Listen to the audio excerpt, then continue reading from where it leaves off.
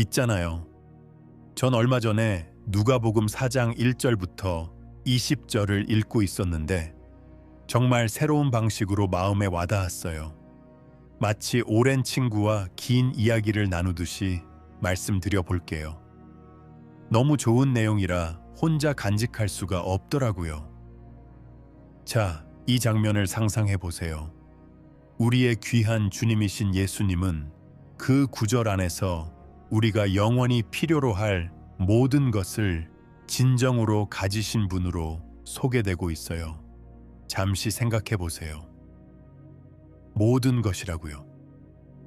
우리가 지금까지 저지른 모든 죄에 대한 용서, 부서지거나 아픈 우리 몸의 치유, 그리고 우리를 하나님께 살아있게 하고 우리 스스로는 결코 경험할 수 없는 방식으로 우리를 능력 있게 하시는 성령님의 충만함까지. 이 모든 놀라운 선물들은 다른 곳이나 다른 근원에서 오는 것이 아니에요. 여기서 하나, 저기서 하나 오는 것도 아니에요. 아니에요. 이 모든 것은 한 근원, 예수 그리스도 그분에게서 바로 오는 거예요. 그리고 가장 멋진 부분은 이거예요. 그분은 어제나 오늘이나 영원토록 동일하신 분이시라는 거죠. 자, 그분이 이 땅에 계셨을 때 당신의 목적에 대해 실제로 말씀하신 것을 들어보세요. 그분은 일어나서 선포하셨어요. 주의 영이 나에게 임하셨으니 이는 가난한 자에게 복음을 전하게 하시려고 내게 기름을 부으셨음이라. 나를 보내사 마음이 상한 자를 고치고 포로된 자에게 자유를, 눈먼 자에게 다시 보게 함을 전파하며 눌린 자를 자유롭게 하고 주의 은혜의 해를 전파하게 하려 하심이라. 이 얼마나 놀라운 일인가요? 그분은 기본적으로 모든 사람에게 말씀하신 거예요. 이것이 내가 여기 있는 이유요. 이것이 나의 사명입니다. 그리고 아름다운 점은 그것이 그날 나사렛에서 그분 앞에 섰던 사람들만을 위한 것이 아니었다는 거예요. 그것은 당신을 위한 것입니다. 나를 위한 것입니다. 그분을 믿고 그분께로부터 받아들이는 누구에게나 해당되는 거예요. 장면을 좀 더 설정해 볼까요? 예수님께서 그 말씀을 하시기 전에 요한에게 요단강에서 세례를 받으셨어요. 그리고 물에서 나오실 때 성령님께서 비둘기 형체로 그분 위에 내려오셨어요. 그것은 단지 좋은 영적 순간이 아니었어요. 그것은 하나님의 영이 능력으로 그분 위에 머물고 계심을 선포하는 것이었어요. 그리고 그 직후에 그분은 성령님께 이끌려 마귀 자신과 맞서기 위해 광야로 들어가셨어요. 그분은 그 시험을 겪으시고 승리자로 정복자 이상으로 나오셨어요. 그런 다음 그분은 사역을 시작하시며 성령님의 능력으로 갈릴리로 돌아가셨어요. 그분은 회당에 들어가서 설교하기 시작하셨어요. 마침내 그분은 고향 나사렛으로 돌아가셨어요. 그리고 거기서 그분은 자신이 오신 정확한 이유를 알리는 이사야의 그 말씀을 읽으셨어요. 비록 그분이 지상에서 단지 몇 년 동안만 사역하셨지만 그분은 정확히 오신 일을 이루셨어요. 그분은 모든 사람을 위한 대속물로 자신의 생명을 주셨어요. 그리고 하나님께서 그분을 죽은 자 가운데서 살리셨어요. 하늘로 올라가시기 전에 그분은 제자들에게 성령님이 너희에게 임하시면 너희도 능력을 받으리라고 말씀하셨어요. 그리고 그게 무엇을 의미하는지 아세요? 그의 사역은 그가 땅을 떠났을 때 끝나지 않았어요. 그것은 그의 추종자들을 통해 계속되었고 오늘날에도 그분을 믿는 모든 사람을 통해 계속되고 있어요. 그 안에는 당신과 내가 포함되어 있죠. 어떤 사람들은 궁금해할지도 모르겠어요. 어쩌면 그 능력은 오직 초기 제자들만을 위한, 그 시대만을 위한 것일지도 모른다고요. 하지만 그것은 사실이 아니에요. 사도행전 2장 39절이 분명히 해줍니다. 그 약속은 먼 데 있는 모든 사람을 위한 것이라고요. 주 우리 하나님이 부르시는 모든 사람을 위한 것이라고요. 그것은 지금 이 순간 우리 세대에서, 심지어 이 세기에서도 우리를 위한 것이라는 의미예요. 마가복음에 있는 대위 임령도 같은 말을 하고 있어요. 그것은 믿는 모든 사람을 위한 것입니다. 이것을 생생하게 보여주는 이야기를 하나 들려드릴게요. 이 남자는 자신의 경험을 이야기하고 있었는데 그가 성령 세례를 받았었어요. 그리고 그는 그것이 단지 어떤 감정적인 경험이 아니라는 걸 알고 있었어요. 그것이 예루살렘에서 제자들에게 일어났던 것과 똑같이 일어났기 때문에 그것이 실제한다는 걸 알았죠. 어느 날 퇴근 후 집에 왔는데 아내가 말했어요. 어느 문으로 들어왔어? 그가 말했어요. 뒷문으로요. 그러자 아내가 말했어요. 위층에 한 여자가 80세 된 노인과 함께 있어. 그 노인이 정신없이 헛소리를 하며 소리치고 있어. 그리고 밖에는 군중이 모여들어 무슨 일인지 궁금해하고 있었죠. 그 순간 그는 주님의 영이 그에게 속삭이는 것을 느꼈어요. 이것이 내가 너에게 세례를 준 이유다. 당신을 왜 하나님께서 그의 영으로 충만하게 하셨는지 정확히 안다는 게 얼마나 놀라운 일인가요? 그는 그 방으로 올라갔고 거기에는 완전한 절망 속에 있는 그 노인이 있었어요. 소리치며 나는 망했어. 나는 망했어. 나는 용서받을 수 없는 죄를 저질렀어. 그 목소리 속의 절망을 상상할 수 있나요? 그의 아내는 그를 보고 말했어요. 우리 어떻게 해야 하지? 그리고 그때 하나님의 영이 그 안에서 떠올랐어요. 그는 그 남자와 논리적으로 따지거나 긴 설명을 하지 않았어요. 그는 단순히 영의 인도하심에 순종하며 권위 있게 말했어요. 나가라, 거짓말하는 영아. 그리고 순간적으로 그 남자는 자유로워졌어요. 순간적으로 그 고통은 멈췄어요. 그리고 다시 그는 주님이 말씀하시는 것을 들었어요. 이것이 내가 너에게 세례를 준 이유다. 그것은 강력하지 않나요? 그것은 하나님의 영의 능력으로 하나님께서 우리 삶에서 최고로 통치하시는 곳이 있음을 보여줍니다. 그곳에서 우리는 단지 살아남는 것이 아니에요. 우리는 모든 귀신의 세력, 적의 모든 공격에 대해 충분히 맞설 수 있는 자들이에요. 그것은 나에게 밤중에 예수님께 찾아온 종교 지도자 니고데모를 생각나게 해요. 그가 말했어요. 우리는 당신이 하나님께로부터 오신 선생님이라는 것을 압니다. 하나님이 함께하지 않으시면 아무도 이런 기적들을 행할 수 없기 때문입니다. 그리고 예수님께서 대답하셨어요. 사람이 거듭나지 아니하면 하나님의 나라를 볼 수 없느니라. 하지만 예수님께서는 말씀하셨어요. 너 자신도 기적이 필요하다. 그리고 아시나요? 누군가 거듭날 때마다 그것은 기적이에요. 그것은 어떤 육체적 치유만큼이나 놀라운 일이에요. 그리고 또 다른 생각이 있어요. 예수님은 하나님의 모든 접촉을 기적으로 보셨어요. 그리고 그분은 우리가 오늘날에도 같은 것을 보기를 기대하십니다. 주의 영이 우리 위에 임하는 것은 정말 큰 특권이에요. 솔직히 말해서 제 손에 100만 달러가 있는 것보다 5분이라도 하나님의 영이 제 위에 계시는 것을 택하겠어요. 그게 그만큼 값진 것이죠. 자, 예수님께서 광야에서 마귀를 어떻게 대면하셨는지 생각해 보세요. 마귀가 의심을 가지고 그분께 와서 말했어요. 네가 만일 하나님의 아들이라면.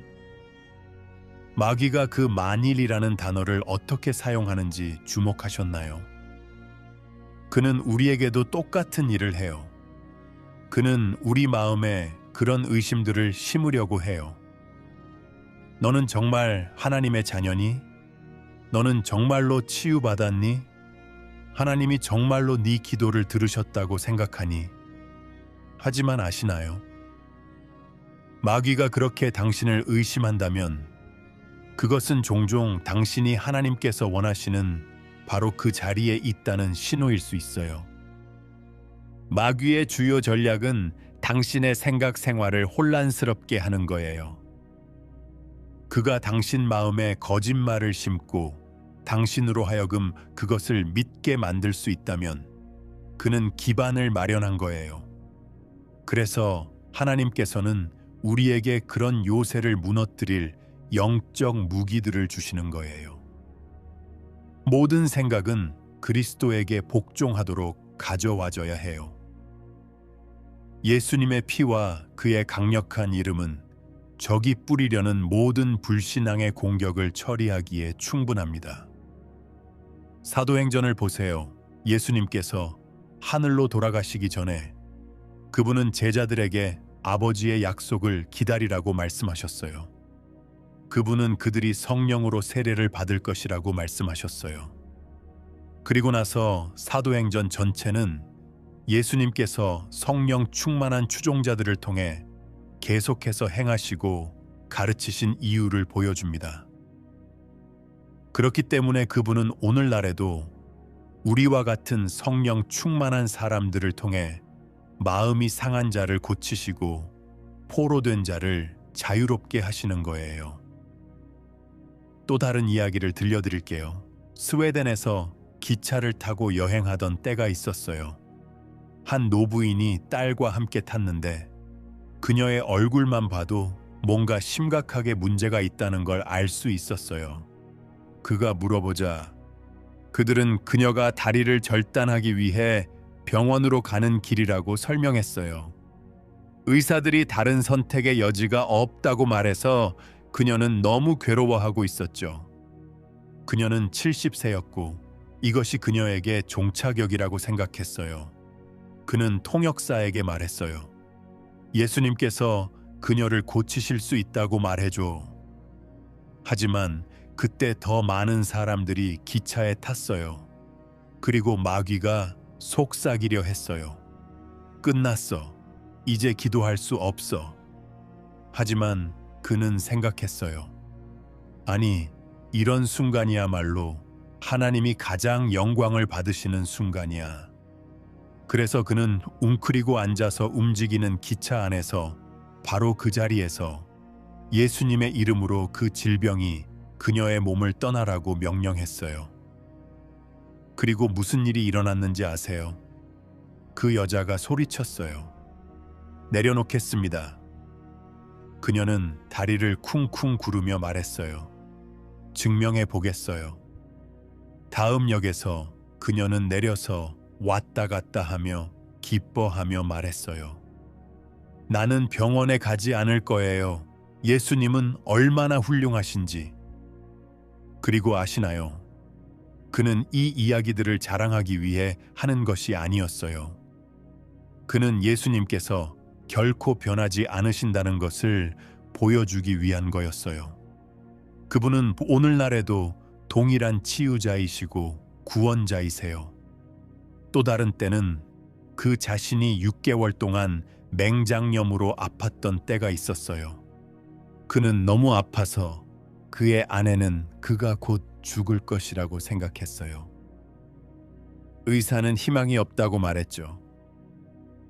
하지만 몇 믿는 이들이 와서 믿음으로 기도하며 예수님의 이름으로 병이 떠나라고 명령했어요. 그리고 순간적으로 그는 치유받았어요. 그는 일어나서 옷을 입고 바로 그날 일하러 갔어요. 그리고 그날 이후로 그는 다른 맹장염 환자들을 위해 기도하기 시작했고 그들도 치유되는 것을 보았어요. 그런 이야기들은 정말 많아요. 다른 경우에는 시온시티의 한 젊은 여성이 맹장염으로 죽어가고 있었어요. 그녀의 어머니는 비탄에 잠겨 있었지만 그가 그녀를 위해 기도했고 몇 분 안에 그녀는 일어나 치유되어 돌아다녔어요.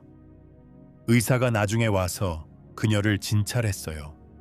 이전에 너무 아팠던 바로 그 자리를 눌렀는데 전혀 통증이 없었죠. 그는 많은 말을 할 필요도 없었어요. 기적이 스스로 말해 주었죠. 아니면 이건 어때요? 한 청년이 집회 후에 왔는데 죄의 결과로 끔찍하게 고통받고 있었어요. 그는 온몸에 종기가 났고 병원에서 거절당했죠. 그가 말했어요. 제게 희망이 있을까요? 그리고 그 순간 예수님의 이름에 대한 단순한 믿음을 통해 그를 위해 기도가 올려지고 그는 따뜻함과 치유의 능력이 그를 통해 흐르는 것을 느꼈어요. 그는 그 자리에서 치유받았어요. 그러고 나서 그는 외쳤어요. 예수님, 저를 구원해 주세요. 그는 치유받은 것뿐만 아니라 구원받은 채로 떠났어요. 그것이 예수님께서 하시는 일이에요. 그리고 이것들은 단지 오래된 이야기가 아니에요. 하나님께서는 변하지 않으셨어요. 그분은 여전히 포로된 자를 자유롭게 하십니다. 여전히 병든 자를 고치십니다. 여전히 죄인을 용서하십니다. 그리고 그분께 부르짖는 모든 사람을 위해 그것을 행하십니다. 성경은 말씀합니다. 누구든지 주의 이름을 부르는 자는 구원을 받으리라. 그것은 당신입니다. 그것은 나입니다. 그것은 누구든지입니다. 호주와 같은 곳에서도 사람들은 이 같은 기적들을 보고 있었어요. 걸어본 적이 없는 어린 소녀가 갑자기 집회에서 걸어 나왔어요. 수년 동안 지팡이를 사용했던 한 남자가 치유된 후 그것을 내던졌어요. 폐결핵 말기였던 한 여성이 갑자기 새로운 생명을 받고 완전히 회복되었어요. 한 번 또 한 번 예수님께서는 믿음의 기도를 통해 살아계시고 강력하심을 보여주셨어요. 그래서 친구여, 분명히 말씀드릴게요. 예수님은 여전히 동일하십니다. 그분은 여전히 구원하십니다. 여전히 고치십니다. 여전히 성령으로 세례를 주십니다. 여전히 적에게 압제받는 자들을 해방시키십니다. 당신이 그분께 필요로 하는 것이 무엇이든, 용서든, 치유든, 해방이든, 새 삶을 살 수 있는 능력이든, 그분은 그것을 무료로 제공하십니다. 그분께서 요구하시는 모든 것은 당신이 그분을 믿고 그분께 나아오는 것뿐이에요. 압제받고 있나요? 그분께 부르짖으세요. 당신이 헤어날 수 없는 무엇칸이 속박되어 있나요? 그분께 부르십시오. 당신의 몸에 병이 있나요? 치유를 위해 그분을 믿으세요. 하나님을 더 갈망하나요? 그분의 영의 충만함을 구하세요. 그분은 멀리 계시지 않아요. 그분은 그분의 이름을 부르는 모든 사람에게 가까이 계십니다. 그리고 그분은 당신을 축복하시고 당신을 들어 올리시고 당신을 온전하게 만드시기를 기뻐하십니다. 그것이 제가 이 구절과 이 이야기들로부터 배운 것입니다. 그것이 제가 당신과 나누고 싶었던 거예요. 마치 친구가 긴 저녁 동안 나누듯이요. 당신이 마음에 새기기를 기도합니다. 왜냐하면 예수님께는 진정으로 모든 사람을 위한 모든 것이 있으시고 그 안에는 당신도 포함되기 때문입니다.